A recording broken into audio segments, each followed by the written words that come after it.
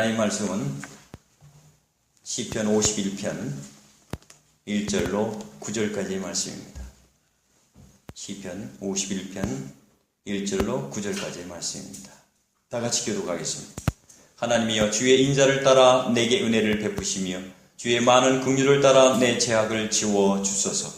나의 죄악을 만들게 주시며 나의 죄를 끊지 하소서. 물은 날은 내 죄과를 나오니 내 죄가 항상 내 앞에 있나이다. 내가 주께만 범죄하여 죄의 목전에 악을 하였사오니 주께서 말씀하실 때에 의로우시다고 주께서 심판하실 때에 생존하시다 하리이다. 내가 죄악 중에서 출생하였으며 어머니가 죄 중에서 나를 잉태하였나이다. 보소서, 주께서는 중심이 진실함을 원하시오니 내게 지혜를 은밀히 가르치시니 우슬초로 나를 정결하게 하소서. 내가 정하리이다. 나의 죄를 씻어 주소서. 내가 눈보다 희리이다. 내게 즐겁고 깊은 지를 들려주시다. 주께서 꺾으신 뼈들도 즐거워하게 하소서. 주의 얼굴을 내 죄에서 돌이키시고 내 모든 죄악을 지워 주소서. 아멘. 아멘.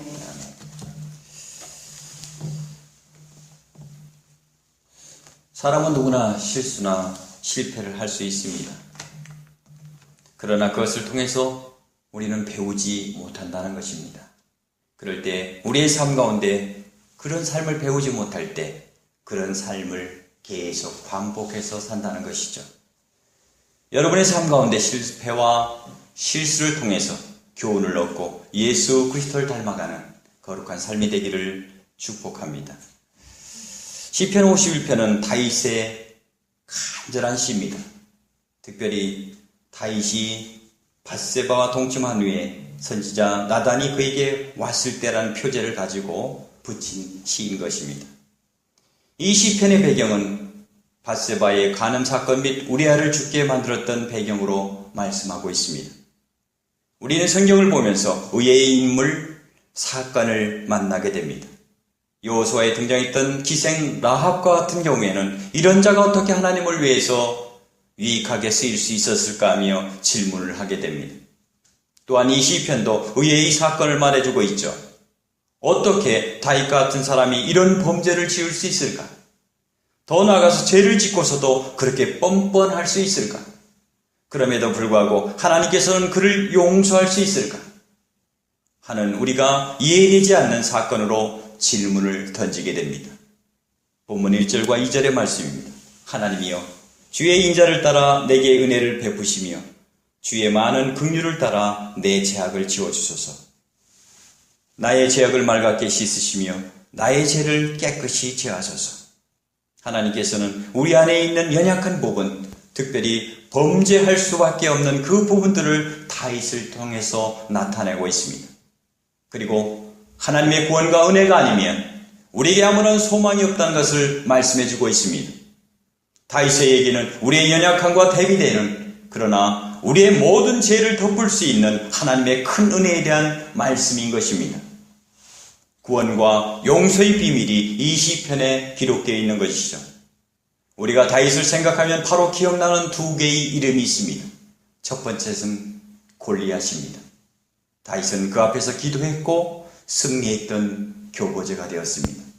두 번째는 밧세바입니다. 다윗이 밧세바 이후에 절망과 실패의 나락으로 이끌었던 인물인 것입니다. 그러나 오늘 시편을 통해서 밧세바에 섰던 다윗도 기도했던 사람이었음을 깨닫게 됩니다. 다윗은 언제나 기도하는 사람이었습니다.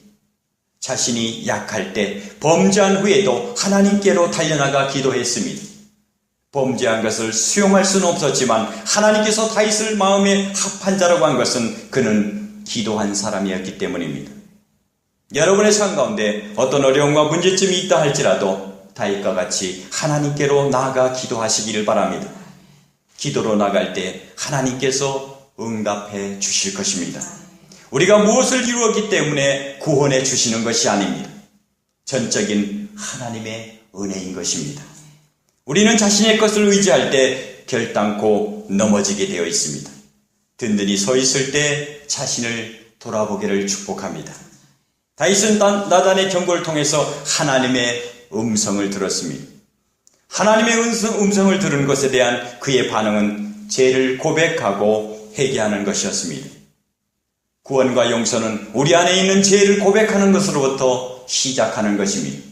그리고 하나님께서 우리의 죄를 용서해 주실 것이라는 믿음인 것입니다. 그러나 그것으로 충분하지 않습니다.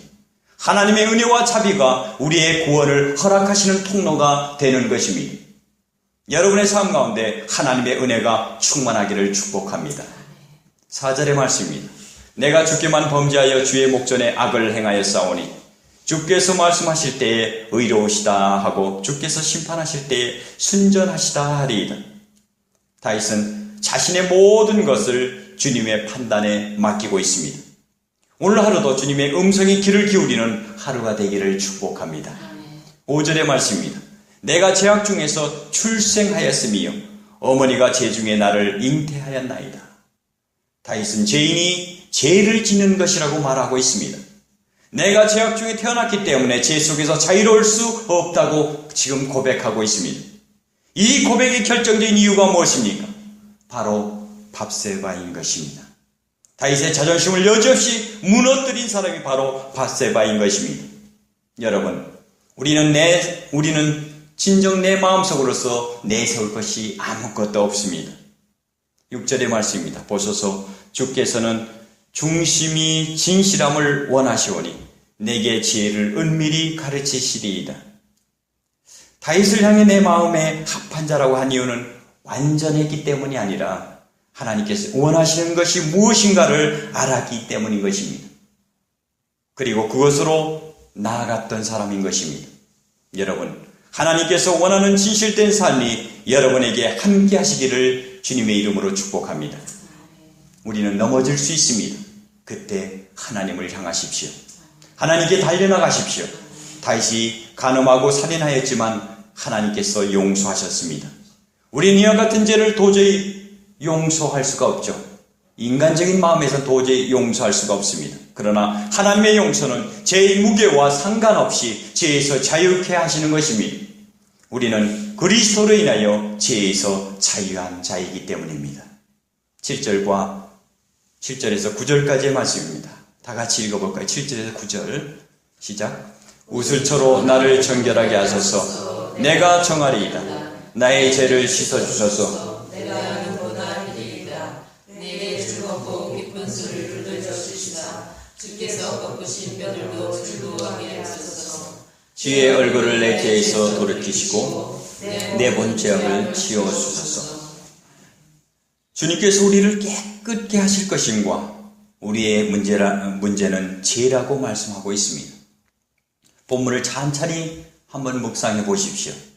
그리스도께서 우리를 온전하게 깨끗하게 씻기시고 완전케 하시는 것입니다. 특별히 우리가 죄 가운데 잃어버렸던 그 기쁨을 회복시키는 주님을 만나게 될 것입니다. 오늘도 잃어버렸던 그 기쁨을 주님으로 인하여 새로 찾는 하루가 되길 주님의 이름으로 축복합니다. 기도하겠습니다. 아버지 하나님, 우리는 항상 실수하고 실패를 합니다. 우리의 죄와 실수를 통해서 배우게 하시고 이를 통하여 하나님을 바라보며 더욱더 성숙하고 하나님의 길을 말씀에 따라 걸어가는 주님의 백성이 되게 하여 주시옵소서. 감사하며 예수 그리스도의 이름으로 기도드립니다. 아멘.